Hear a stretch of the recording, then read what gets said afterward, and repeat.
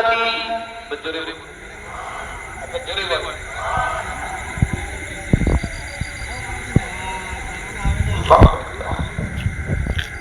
আমি তো আল্লাহ নামাজ কালাম করছি না, শরীয়ত মানলে নয় বা পড়লে তবু আমি রাসূল বলছি তুমি জান্নাত।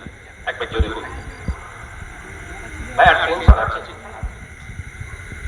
আর টেনশন আছে? টেনশন নাই।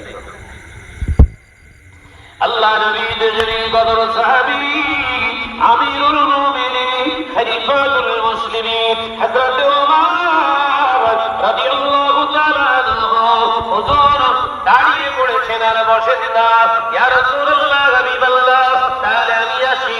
আল্লাহ নবী বললেন ওমর এসো।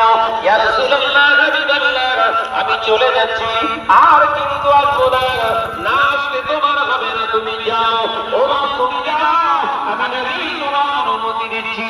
হযরত ওমর চলে